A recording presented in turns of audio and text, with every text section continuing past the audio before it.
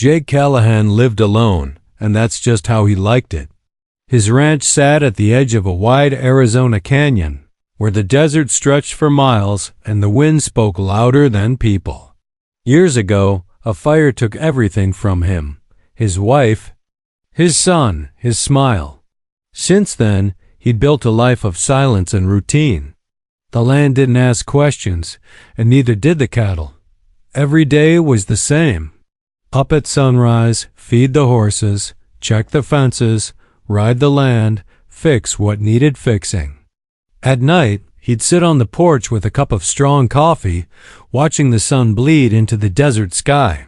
He didn't go into town unless supplies were low, and even then, he kept his hat low and his voice quieter.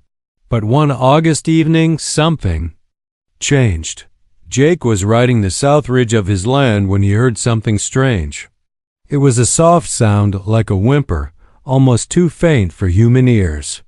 At first, he thought it was an injured animal, but as he got closer, he realized it was a voice, a woman's voice. He slowed his horse and followed the sound into the canyon brush. There, under a mesquite tree, was a young woman. She was lying on her side, clutching her ankle. Her clothes were torn, and her face was dusty and scratched. Her long black hair was tangled with twigs and dry leaves. Her eyes, dark, wide, and scared, met his, and for a moment neither of them moved. Jake dismounted slowly, holding his hands out to show he meant no harm. "You okay?" he asked, his voice growly from disuse. The woman didn't answer. She looked like she was too weak to speak. Jake knelt beside her and offered his canteen. She hesitated, but then took a small sip. Her lips trembled as the water touched. Can you walk?" he asked. She tried to move but winced and shook her head. Her ankle was badly swollen. Jake didn't ask any more questions. He lifted her gently into his arms and placed her on his horse, holding her steady as he walked alongside them back to his ranch. Back at the cabin, he laid her on the old couch and got to work. He wasn't a doctor, but he knew how to clean wounds and set sprains. He wrapped her ankle with a cloth and gave her some of the herbal salve he kept for the horses. She winced, but said nothing. For hours she didn't speak a word. Jake didn't push her. He set a plate of beans and bread beside her and stepped outside to give her space. That night, she finally spoke. Her voice was soft, accented, and cautious. "My name is Nia," she said. Jake turned to face her from the porch, surprised but calm. "I'm Jake," she nodded, and silence returned. But something had changed. There was a thread between them now, thin but real. Over the next few days, Nia slowly healed. She stayed quiet, but Jake could tell she was watching everything. She was careful with his things, respectful of the space, and grateful in ways words didn't express. She cooked using wild herbs she found nearby, and Jake found himself eating better than he had in years. He learned that Nia was Apache from a nearby village deep in the canyon. She didn't say much about what had happened, but Jake gathered enough to understand she'd been running. Some men had come to her village, strangers with rifles and bad intentions. She'd been taken but escaped during the night, wandering through the desert for days before collapsing on Jake's land. Jake didn't press for more. He figured she'd tell him what she needed when she was ready. Still, something in him had shifted. Every time he looked at her, calmly grinding herbs in a bowl or limping out to the porch to sit in the golden light, he felt something he hadn't felt in years: peace. One morning, Jake noticed boot tracks near the north fence. Deep tracks too clean to be his. He crouched and studied them, his instincts on high alert. These weren't rancher boots. They were heavier, like those worn by bounty hunters or worse. He didn't tell Nia, but that night he oiled his rifle and set it beside the door. The next day, while Nia was inside preparing something with mesquite pods and desert sage, Jake saddled his horse and rode the boundary of his land. He found more tracks this time leading toward the canyon.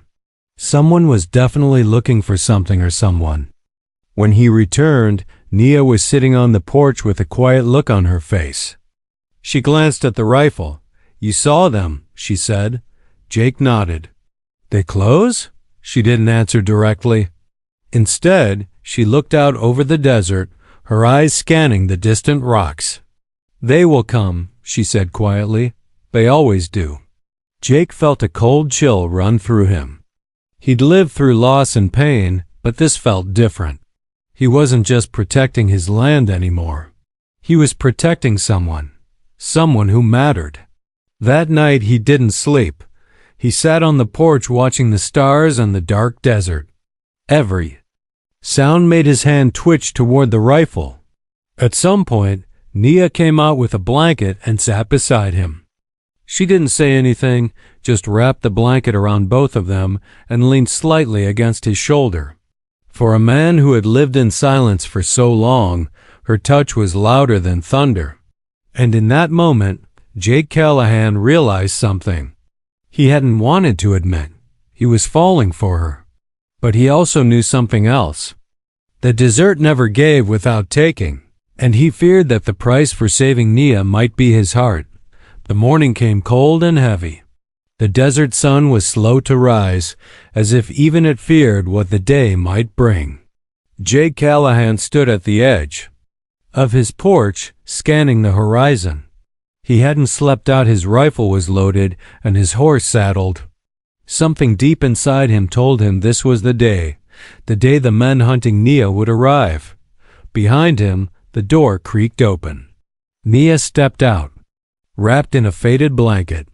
Her ankle was still swollen, but she moved with quiet strength. Her eyes met his. She could feel it too. "I can go," she said softly. "If I leave, they won't hurt you." Jake turned toward her, his jaw tightening. "This is my land," he said. "Come here," they answered to me. "But I brought danger to your home." "You brought life back to it," he replied. For a long moment, they just stood there, the silence between them thick with everything they couldn't say. Then Jake gently touched her hand. "I've already lost everything once. I'm not losing you too." Just before noon, they came. 4 riders, dusty coats, wide-brimmed hats pulled low, guns at their sides, eyes hard. Jake stood in front of his house as they rode in slow and easy, like they were used to being feared. One of them, a tall man with a scar across his cheek, stepped forward. "You Callahan?" he asked. Jake nodded. "We're looking for an Apache girl. Escaped from a government transport. Says here she was being moved to a relocation camp." He held up a folded piece of paper, though Jake didn't care to read it. "I haven't seen anyone," Jake lied calmly. The man squinted, studying him. "You sure about that?" Jake gave a single nod. "You're trespassing." The scarred man smirked and stepped closer. "You really want to protect some runaway girl? She's government property. We're doing our job." Jake didn't move. "This land is mine. You step off it now." The silence between them was sharp, tense.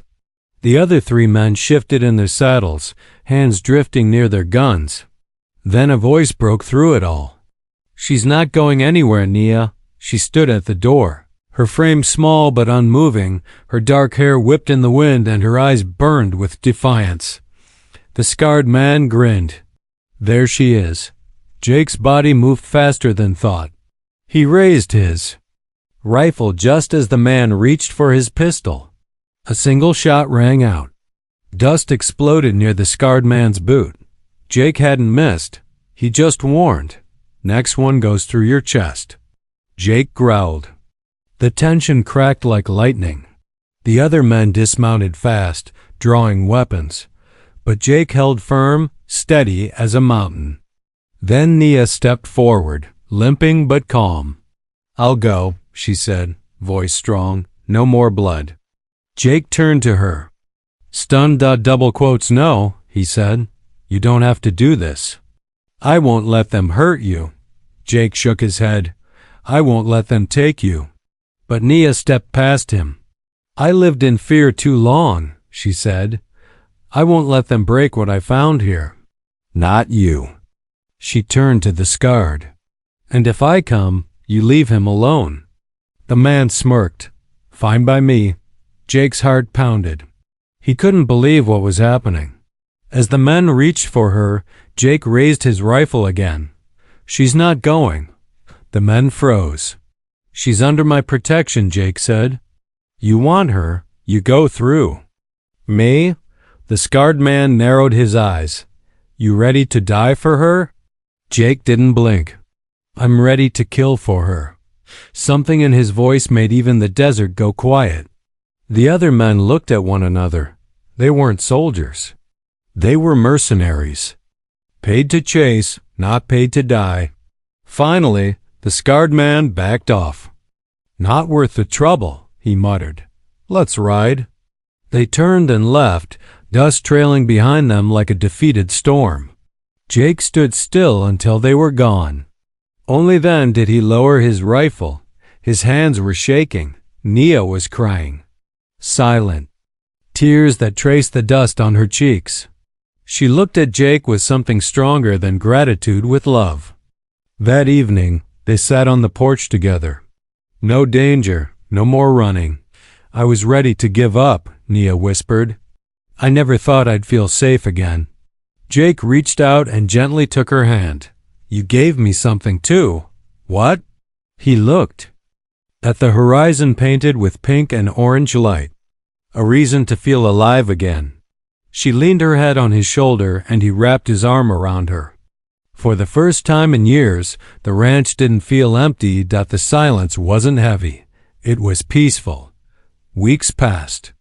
Nia's ankle healed. She stayed. She began planting desert herbs behind the cabin. She taught Jake how to make healing teas, how to read the stars, how to listen to the desert. He taught her how to mend fences, ride horses,